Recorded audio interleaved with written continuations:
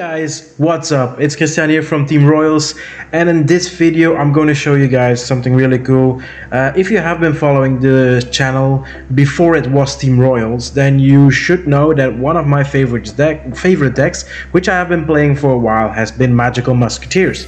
It's a really cool deck and a really cool idea, but the main issue with Magical Musketeers is that the going second build is the strongest build of Musket.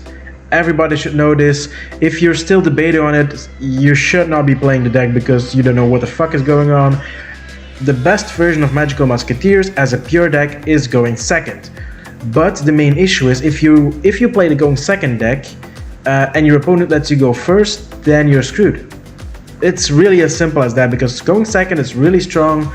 Going first, it can do absolutely nothing.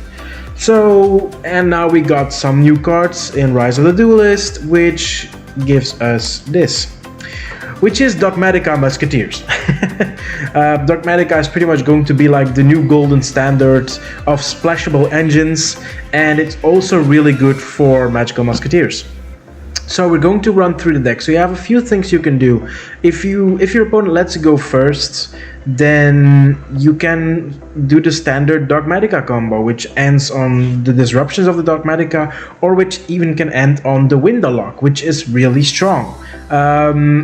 If you go second, you just play your Musketeer stuff, your OTK stuff. So this deck has so much OTK potential, really. I'm going to explain a little bit later on, but it also has like a lot of going first potential now thanks to Dogmatica, because you have the choice. Either you go with set a trap and pop something on your opponent's turn to disrupt them, or you search for Fleur-de-Lis and you have like the Negator on field, or you just put the Shaddoll window lock on board, or you have other stuff you can do. But this is pretty cool. So I'm just going to run through the deck. So I'm playing one Maximus.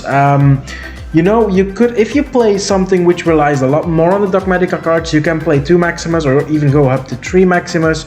But this deck, you would, well, if you draw it, it's a dead card. Because you probably won't have something from the extra deck in your graveyard. Because if your first hand is like, if you have no muskets, then there is no chance for you to get something in the grave. So you pretty much just want to search this card out when you need it, or special summon it with a Dogmatica effect from the deck. So you don't want to have this in hand. So that's the main reason why I'm only playing 1. If you're really relying more on the Dogmatica cards, you should play this at 3. Shoutouts to Mikael from our team, because he explained this a little bit more in depth. But for a variant which uses the Dogmatica engine as just to splash it in, to make the deck go first, to give it some going first fighting back power, then you should be playing 1, in my opinion. So I'm going to upload some duel videos later on, but for this video we're just going to go over the deck profile. And if you want to know the main reason why I don't have why I'm not making it in real life deck, is because like my cards are split up in the decks, and at the moment I'm not playing this as my main deck. Because I still need to do a lot of testing, but yeah, this has really a possibility to become my main deck, but I'm not really 100% sure yet. So to go back to the deck profile, so 1 Maximus, that we're also playing 1 Fleur-de-Lis. Yeah, you don't really need more than 1 of this card, because it's the same as with Maximus. You just want to search it out to have it as disruption, or to push for more damage. It's not really something that you want to have in your hand. Then we do play Triple Ecclesia, because she can be a starter card, which is really strong. She's level 4, which is really strong, and yeah, that's pretty much it. You know, everything's good start with this card, so that's really good. Then we're also obviously playing Triple Nadir, because it's a starter card, and then we're playing double of the Trap card. It's a mini Dryden, so why not play it? And then we're playing 1 Shaddoll Schism, just to have the window lock if you want it. So yeah, that's pretty much it for the Dogmatica cards.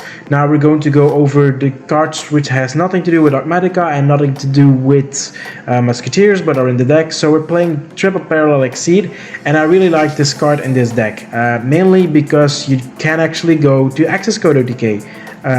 Oh, I missed something. That's better. So because you can go to access code OTK with this card, because if you just normal summon like a musket, you go into your max, you can chain exceeds, use the 2 exceeds to go into the update jammer, link off the max and the update jammer into transcode talker, and then you just do exactly the same play as you do with Salaming Raid, which give this deck another OTK potential. So that's really strong, and that's mainly pretty much the only reason that you play it. Like reason 1.2, or how should I say it, could be to chain block your max. That's also really good. So yeah. Then we're playing one Monster Reborn. Like before I was testing the Dogmatica engine, I was really like going with it that we need to have a lot of effects to resolve around the musket cards. But at the moment, you're pretty much just using your musket cards, so like a little bit of disruption. Like you still have like your musket cards, but you're using pretty much a lot of them just to use the spell and traps. You don't really rely on all the musket cards anymore. You should shift your focus. Like before, if you didn't open a musket monster, you were like, oh shit, I'm screwed so bad, because you needed to open at least one musket monster, because if you don't, you have no place. That's pretty much the complete deck.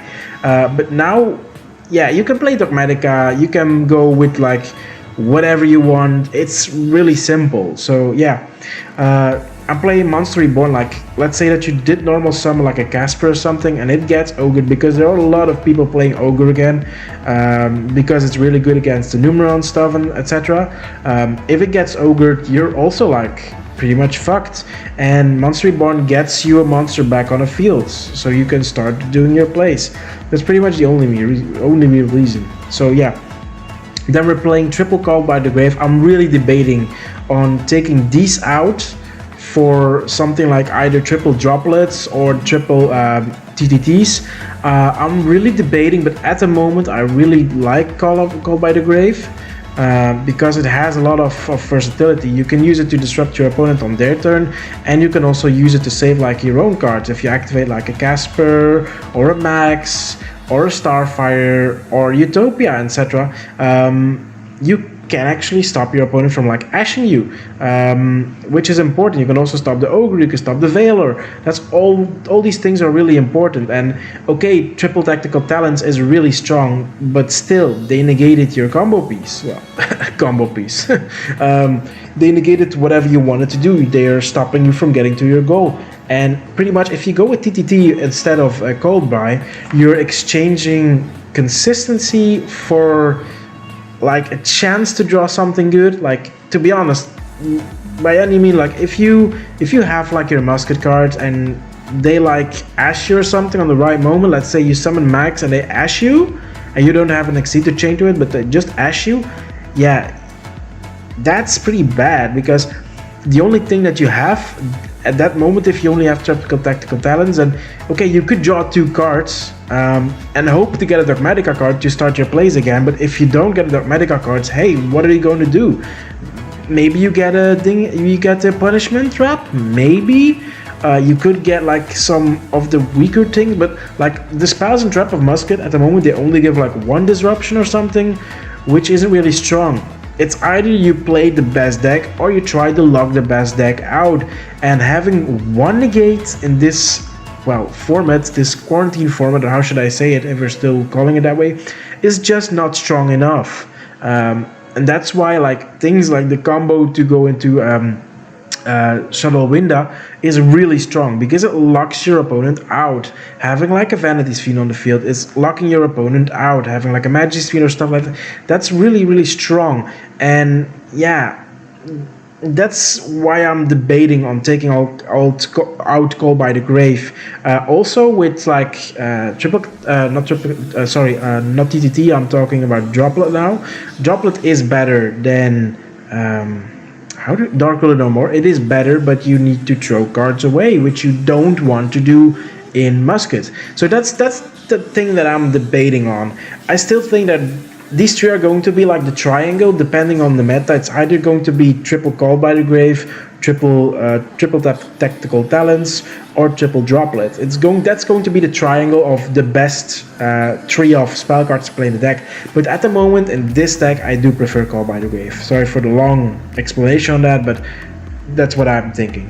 Then I'm playing double or nothing. Yeah, that no pun intended, double the double. But many people are playing one double or nothing, and like I always open this card. I really don't know why. It's always I open this card in my hand, and you don't want to open it, because if you open it, it's a dead card, and you're locking out one of your OTK potentials. And then I started playing two, and consistently, even though I drew one of them in my opening hand, I had something to play with, which is good. I had the opportunity to go into the double or nothing combination. So every time that I'm going for like a double or nothing in my deck, I will always play this card at 2. Even though I know math-wise it's better to play 1, and everybody plays 1, and you can play 1, I don't care. I'm going to play 2. If you want to drop it down to 1, hey, go ahead. You could play another Fleur, you could play another Maximus, you can play more of the Musket card, it doesn't matter. But I'm going to be playing 2. Then we're going to the Musket part of the deck, which is pretty much the other half of the deck, because it's exactly split in 2. So yeah, we're playing 1 wild, and I have been debating on this as well.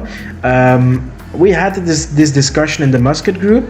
I really think you should be playing wild. If you don't want to play it, hey, that's no issue, but it's not a level 4. If you didn't realize, the same with Calamity. It's not a level 4. Starfire, they're level 4. Do you see the trend? It's pretty much helping you to go into your double or nothing combo, because there are actually people that bust these two out of the deck. I don't know why, because it's your Starfire OTK. Come on, let's be real. Normal summon Starfire, get one of the levels, and you're through. Like, let's say you open Starfire and you open Calamity, then you're pretty much, and if you don't play the wild, hey, you're out. That's it. You're out of double or nothing. It's at that moment, at that point in time, double or nothing is a dead card in your deck or in your hand. It's out. But if you increase the chance of getting another level 4 in the deck, then by playing wild, you're pretty much having another card in your hand. You're having another trump card to play. So that's why I play wild. Not for his brilliant effect. Hell no. It is good late game though, his effect, but early game, it's trash. If you want to OTK, it's trash. You're just using him as an XYZ fodder. So yeah. Same with Calamity. Calamity is better. You should be playing her as well for her effect. But she is pretty much... hey, let's be honest. She is pretty much just Utopia fodder. And that's pretty much it. Then we do play triple Starfire, because Starfire is like... I think at the moment, giving you the OTK potential that she can provide, she's pretty much the best Musket card. Okay, I know starting off with Casper, searching stuff is good, but like going seconds, Starfire in your hand is OTK. Like normal summon Starfire, summon level 4, overlay, OTK. That's pretty much it. So yeah, that's why I'm playing 3. Everybody should be playing 3. Whatever version of Musket you're playing. If you don't play 3, please go back to another deck, because there's something horribly wrong with you. Then I'm playing 2 Kid Brave. I don't like Kid Brave at 3. I pointed this out so many times before. Kid Brave at 3 is worthless. It's pretty much at the moment the same as playing triple tactical talents over Call by the Grave. Okay, drawing cards is good, but on the other hand, what will it get you? This deck is pretty much go second OTK or go first control. And yeah, the Musket cards are there to OTK. That's pretty much it. Clear the board with the Musket card and OTK. That's it. All the other cards are there for going first. So mainly the reason going second, you just want to play 2 Kid Brave. Then I'm playing 2 Doc, same reason, but to be honest, if you're playing 3 Doc, yeah, you're not playing the correct ratios. You either play this at 1 or at 2. Even in a pure Musketeer deck, you're going to be playing this 1 or 2 times. I play it 2 times to have another name, but that's pretty much it. Then obviously triple Casper. Like, still debatable if Starfire or Casper is the best Musket monster. I think Casper is really good. Like, if you want to control the board, but as I said before, going first, you mainly want to rely on your Dogmatica cards, going into the window lock, etc. but he can help you get your stuff to help clear the board. That's pretty much, but you should always play this card at 3. Like, there is no debate you should play this at 3. But yeah, like normal summon it, getting a spell or trap from the deck, going into max, getting a Starfire, playing a trap or a spell under it, getting your second level 4. That's pretty much going to be like your main line of plays, but you need to play this at 3, it's as simple as that. For the spells and traps, we're still running triple cross dom. It's an effect failure on legs. It's the best card. It's effect failure plus like put his attack to 0, which gives you Utopia. Yeah, that's pretty much it. So yeah, also the same, like this is really strong to negate stuff. Like, just saying, the negation is really powerful. We're playing triple Desperado for the trap lineup. So Desperado is like, I can understand if you play this at 2. I really can understand, especially now with the Dogmatica cards. I can thoroughly understand if you play it at 2. I have been debating it myself, but I don't know why, but I'll always go back to 3. I have been thinking of taking out one Desperado and playing like an Aiden or something, like the Aiden monster of the Dogmaticas, to rely a bit more on Dogmatica, but at the moment, or like playing double max. You can also do double max, but yeah, I go back to 3 Desperado because I really like it that way. Also playing double Last Stand, it's a negator. Like, to be honest, I've played triple of this card in the past, and I don't really like it that much. Like, all the main combo decks in the format at the moment don't really rely on spells and traps, so this card is already weakened. Okay, it's semi-strong versus Eldritch, but sorry, just the one spell or trap negate versus Eldritch, yeah, that's pretty weak. Like, it's not really weak, it's not really strong. You know, they pretty much they will set like 3 cards in the back row, which gets them the Golden Lord. So what's going to happen with just one negate? It's not really worth playing at 3 at the moment, in my opinion. Of course, if you're playing pure musketeers, yeah, obviously you should be playing this card at 3.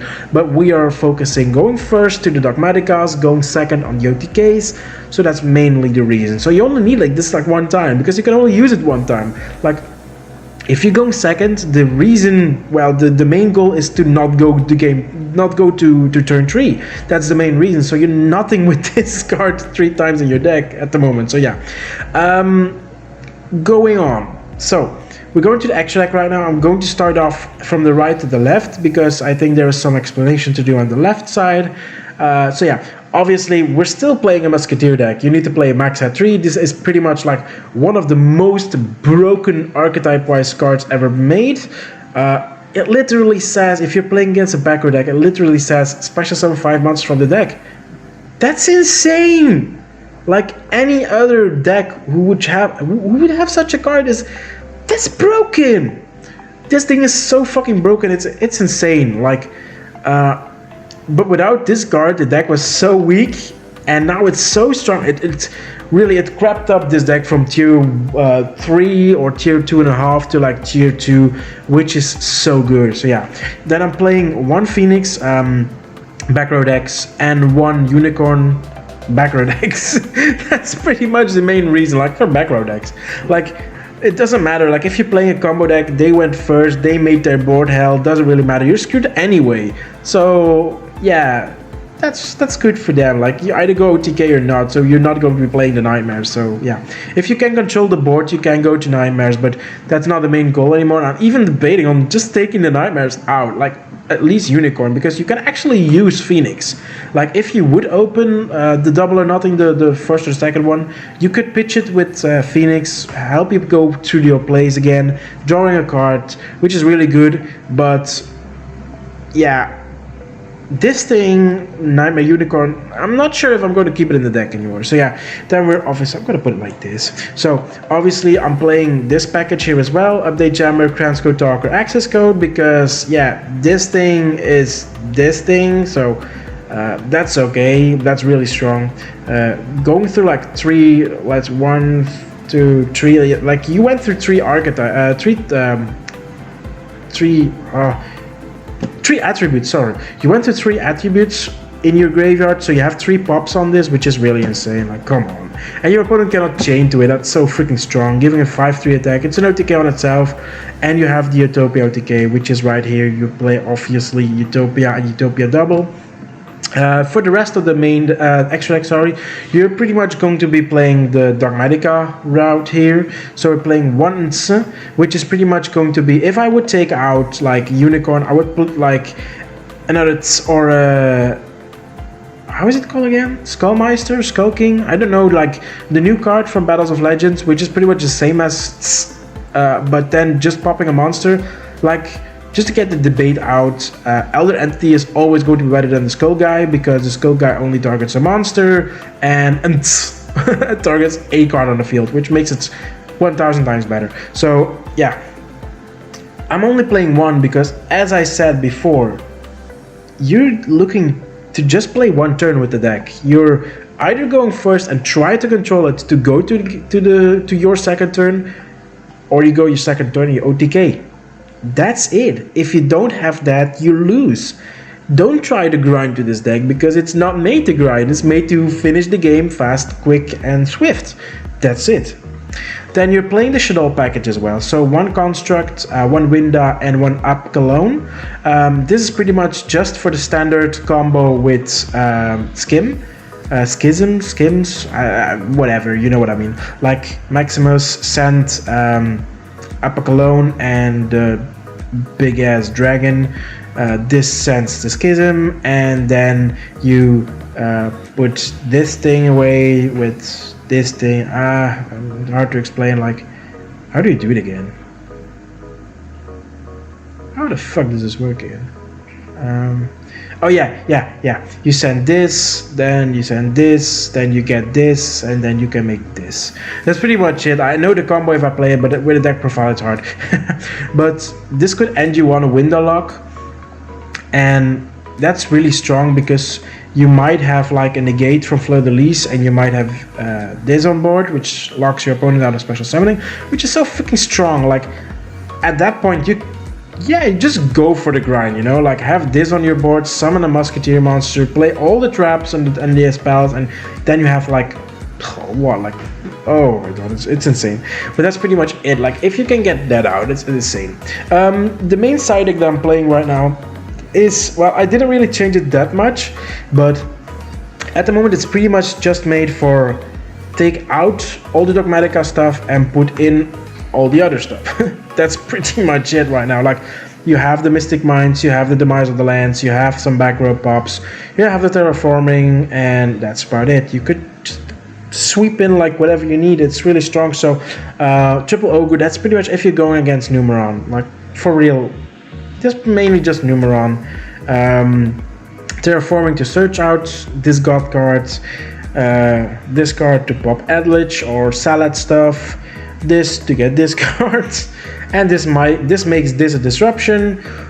This thing, like, this is still a really great card. I'm not playing it in the main anymore. I might test it out, like putting this to 2 and this in the deck. I'm not really sure yet.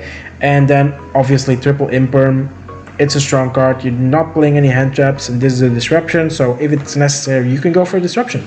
So yeah, guys, this is pretty much it. This deck is not complete whatsoever. There's so much work to still be done on this deck, but it works. I will be uploading some dueling videos later on, but this is a really fun deck. I'm not going to say that this is the best version of Dogmatica. Hey, I'm pretty sure that's going to be Eldritch.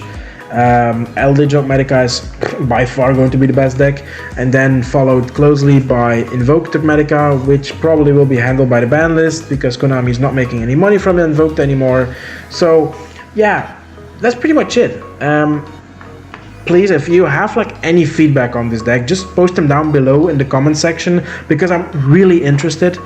Because if I actually get this deck to work as I want it to do, I might be able to play this as my main deck again, because Pure Musket at the moment is, in my opinion, not strong enough, because you don't have enough disruptions. If your opponent lets you go first, you're screwed. And especially with this in the meta, like for real, with this in the meta, this is an issue, this card. Because yeah, your main line of play is normal summon Musket, go into max, and go off from there. But this is another negate for this, and now we're not talking about all the hand traps that are being played at the moment. So Pure Magnitis is not as solid as like this version. So yeah guys, that's pretty much it. If you have any feedback at all, as I said, comment them down below. Don't forget to subscribe to the channel. So yeah, comment, like, and subscribe. Maybe share the video, and I will see you guys in the next one. Bye bye.